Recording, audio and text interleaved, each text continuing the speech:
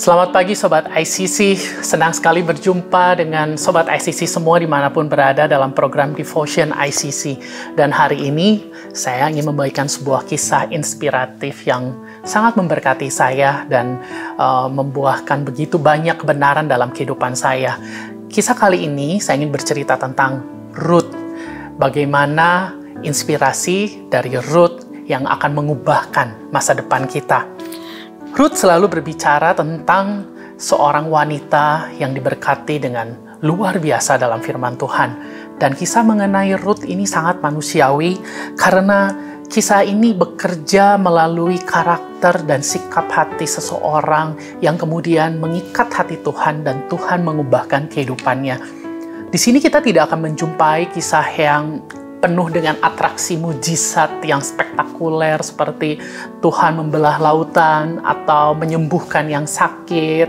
Itu adalah sebuah kisah yang sangat inspiratif juga buat kita. Tetapi Ruth memiliki suatu kisah yang sangat manusiawi, sangat membumi.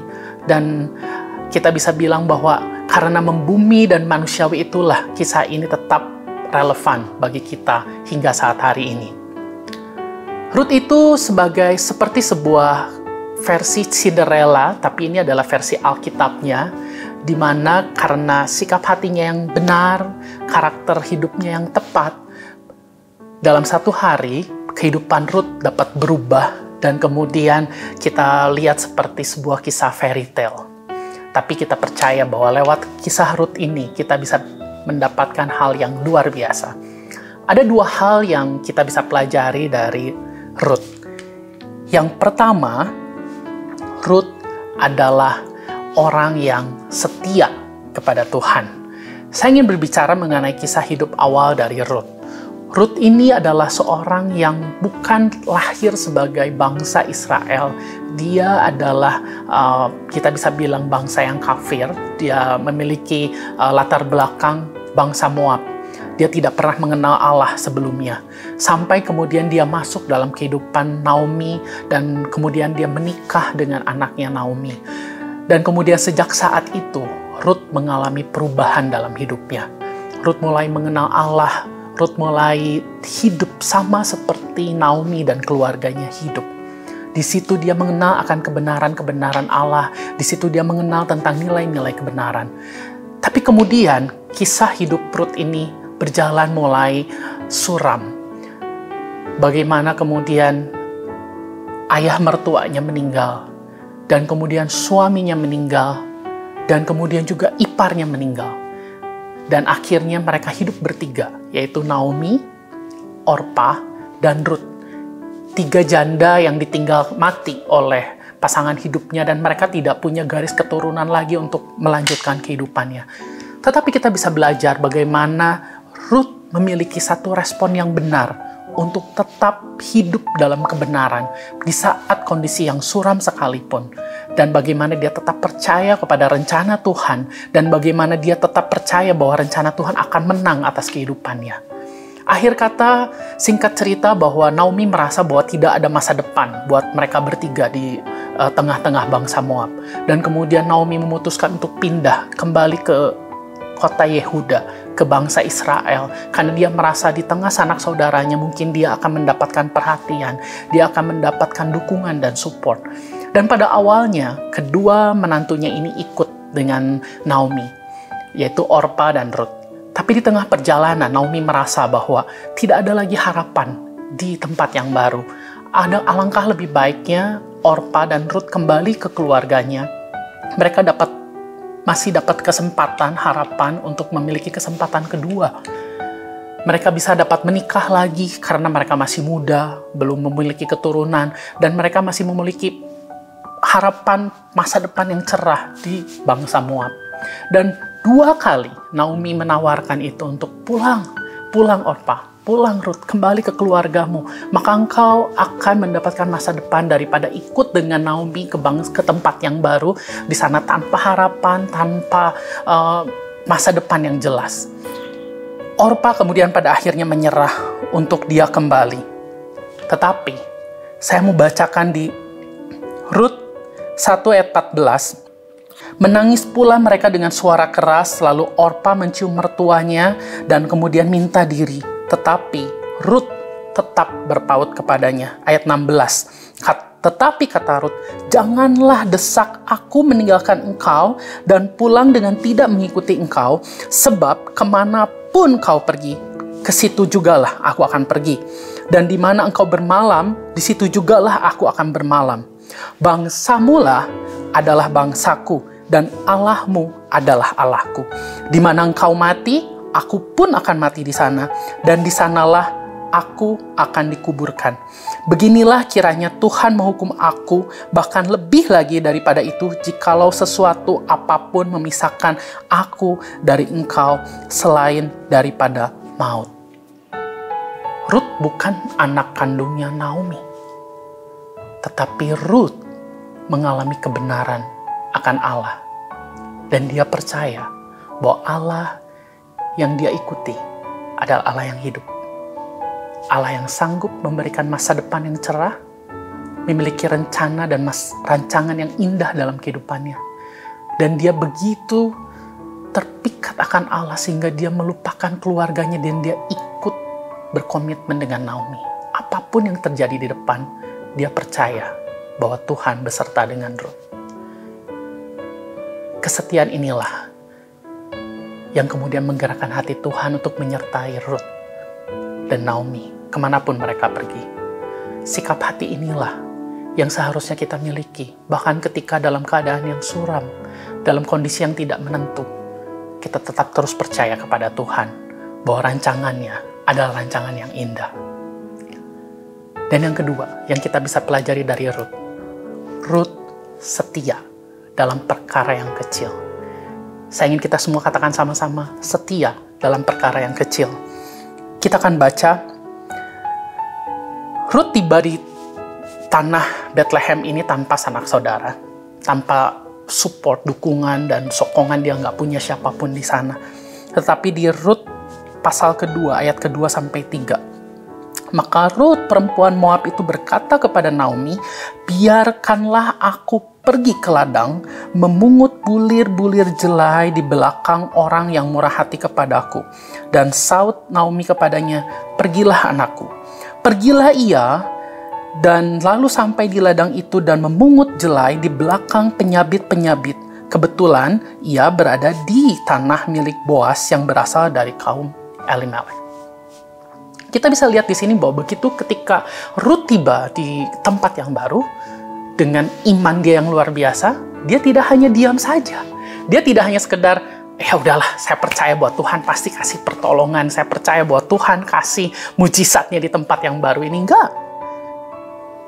Rut berinisiatif langsung. Dia bicara kepada Naomi dan bilang, biarkanlah aku memungut benih-benih yang jatuh, bulir-bulir yang jatuh itu, dan kemudian aku bisa bawa pulang.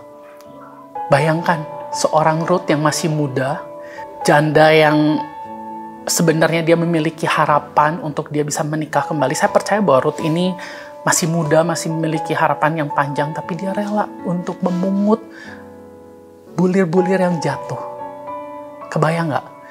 Dia datang pagi-pagi buta, dia mengikuti di belakang pengerja. Dia bukan pengerja yang resmi, artinya dia hanya memungut apa yang jatuh dari keranjang para penuai. Seringkali hidup kita mungkin ngerasa nggak kemana-mana. Kita kok kayaknya stuck di tempat. Kok kayaknya kita nggak ngalami pertolongan dari Tuhan. Di mana mujizat itu? Di mana pertolongan itu atau kesempatan itu? Dan kita selalu nanya sama Tuhan. Tapi hari ini saya mau bilang, mungkin bukan pertolongannya yang tidak ada. Mungkin bukan kesempatannya yang tidak ada. Mungkin bukan ordernya yang nggak ada. Tapi apakah kita mungkin terlalu gengsi untuk melakukan hal-hal yang kecil?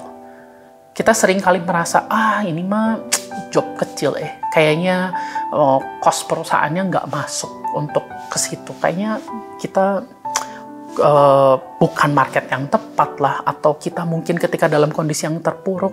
Saya banyak menemukan orang-orang yang dalam kondisi yang terpuruk dan kemudian kita tawari satu kesempatan atau kerja, dia bilang gini, aduh kayaknya kalau kerjaan seperti itu bukan bagian saya ya. Pekerjaan kasar seperti itu kayaknya saya agak malu untuk mengerjakannya. Mungkin dia nggak eksplisit bilang malu, tapi dia biasanya bilang dengan berbagai macam dalih bahwa, aduh kayaknya pekerjaan itu bukan untuk usia saya lagi. Aduh bagaimana nanti kalau mama saya lihat atau orang tua saya lihat bahwa saya mengerjakan pekerjaan kasar yang sedemikian.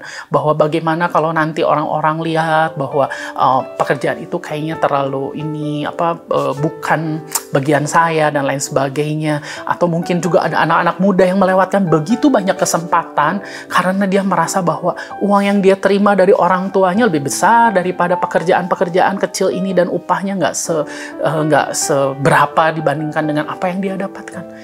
Seringkali kesempatan itu lewat bukan karena kita tidak punya kesempatan itu, tetapi karena kita terlalu gengsi untuk melakukan hal-hal yang kecil.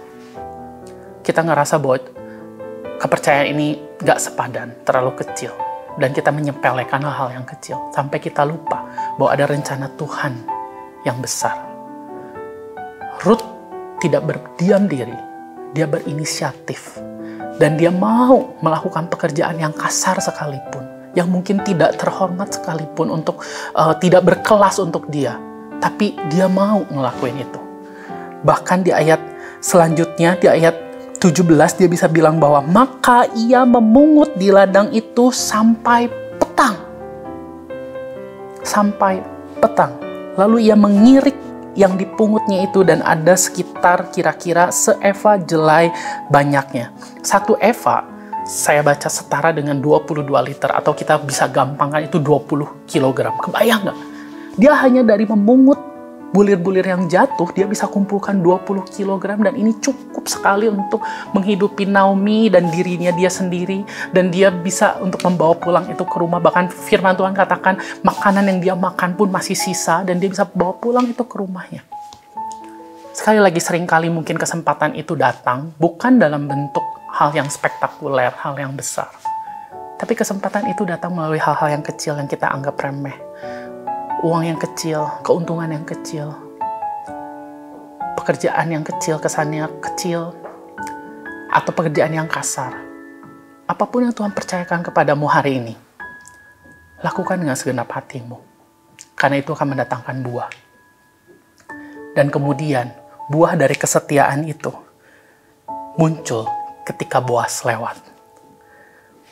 Rut, pasal kedua ayat 4 sampai ke 5. Lalu datanglah Boas dari Betlehem, ia berkata kepada penyabit-penyabit itu, Tuhan kiranya menyertai kamu. Jawab para pekerja itu kepadanya, Tuhan kiranya memberkati tuan. Lalu ayat ke-5 berkata, kata Boas kepada bujang-bujangnya yang mengawasi penyabit-penyabit itu, dari manakah perempuan ini? Di saat itulah Boas melihat Rut. Rut yang masih muda, Rut yang dari bangsa kafir, dia datang sebagai orang asing, tapi dia mau memungut bulir-bulir yang jatuh untuk dia kumpulkan. Dan di saat itu, hati Boas tergerak.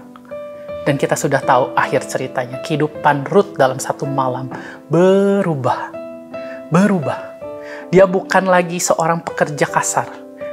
Dia menjadi ibu yang turun-temurun akan melahirkan Daud dan pada akhirnya melahirkan juru selamat kita, Tuhan Yesus Kristus. Dan Rut namanya tercatat dalam firman Tuhan. Orang yang asing, orang yang tidak pernah diperhitungkan, pekerja kasar. Dalam satu malam, kehidupannya berubah. Saya percaya Bapak Ibu, Saudara sekalian, Sobat ICC dimanapun kau berada. Ketika engkau setia dalam Tuhan, ketika engkau setia dalam kebenaran Tuhan, dan engkau setia dalam melakukan pekerjaan-pekerjaan yang mungkin dianggap kecil oleh manusia kebanyakan, tapi engkau setia melakukannya. Saya percaya, hari ini, atau kapanpun itu, akan ada momen Boas lewat dalam kehidupanmu. Boas yang lewat itu apa? Order mungkin yang banyak, pekerjaan yang baru, bisnis yang baru, engkau akan dipertemukan dengan orang-orang yang baru, atau mungkin ada order yang begitu banyak sampai engkau kewalahan untuk menghadapinya. Atau ada bisnis kesempatan yang baru yang Tuhan bukakan. Hari ini saya berdoa biar Sobat ICC dimanapun kau berada, kau akan menemukan momen di mana Boas itu lewat dalam kehidupanmu. Di mana Boas itu datang dan mengubahkan kehidupanmu. Karena kita setia kepada Tuhan dan kita setia dalam perkara yang kecil. Lewat Rut kita belajar bahwa tidak penting awal dari mana engkau berada. Kita boleh dari keluarga yang mungkin kurang mampu, atau keluarga yang broken home sekalipun, atau mungkin kau datang ke kota ini, ke kota besar tanpa support dan dukungan siapapun karena engkau adalah orang yang asing, perantauan, apapun itu latar belakangmu. Rut hari ini membuktikan bahwa kalau Tuhan sanggup mengubahkan derajat kehidupan seseorang dalam satu hari, ada Rut buktinya. Tanpa perlu satu atraksi mujizat yang luar biasa, tapi dalam satu malam, Tuhan boleh angkat derajat Rut.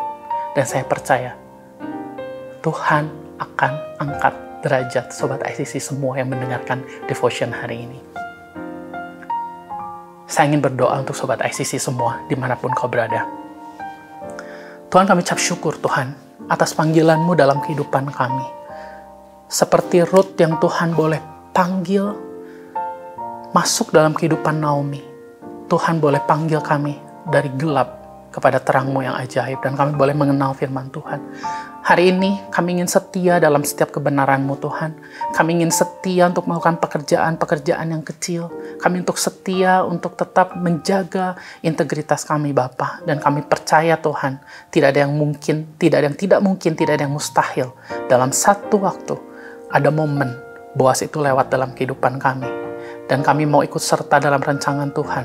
Dan kami akan percaya ada mujizat yang terjadi dalam kehidupan kami. Ada perubahan, ada sesuatu yang Tuhan boleh balikan dalam satu yang singkat.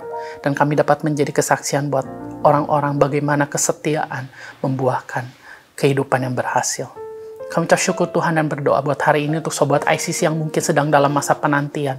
Kami mau belajar Tuhan untuk tidak menganggap remeh setiap pekerjaan, bahkan pekerjaan kasar sedikit pun Tuhan kami mau lakukan dengan sukacita. Dan kami percaya dalam masa penantian ini akan ada momen Boas itu lewat dalam kehidupan kami. Kami ucap syukur dan berdoa di nama Tuhan Yesus. Haleluya. Amin. Bersyukur kembali hari ini kita dapat berjumpa dalam program Devotion dan kita akan berjumpa dalam program Devotion berikutnya yang pastinya akan menguatkan Sobat ICC semua. Dalam nama Tuhan Yesus, Tuhan memberkati.